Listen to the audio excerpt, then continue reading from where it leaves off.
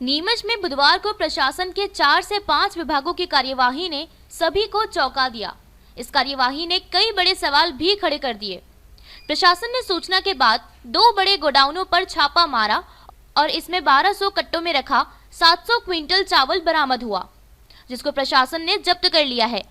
इन सब में बड़ा सवाल यह है कि जब नीमच में चावल की खेती ही नहीं तो इतनी बड़ी मात्रा में यहाँ चावल कैसे आया।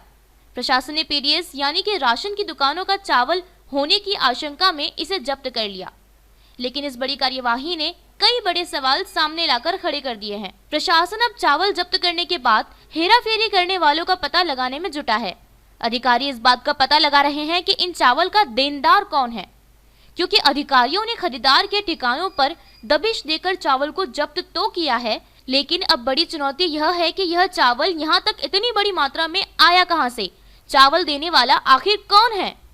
सवाल यह भी खड़े हो रहे हैं कि क्या राशन की दुकान से चावल लेकर गए हितग्राहियों ने यहाँ चावल बेचा या फिर सीधे सीधे बड़े स्तर पर हेराफेरी हो गई और चावल के हकदार गरीबों और मजदूरों वर्ग के हाथों में एक मुट्ठी भी चावल नसीब नहीं हुआ। दोनों गोडाउनों के बाद प्रशासनिक अधिकारियों के हाथों में एक और कड़ी सामने आई, जो एक तीसरे व्यापारी के ठिकाने इंडस्ट्रीज एरिया में प्रशासन को ले पहुंची। इतने बड़े रैकेट का आखिर कौन संचालन करता है। प्रशासन कड़ी से कड़ी जोड़कर इन तक पहुंचने की कोशिश में जुट गया है। बड़ा सवाल यह भी उठता है कि क्या आखिरकार इस चावल पर हक रखने वाले लोगों तक यह चावल आखिर नहीं पहुंचा क्या।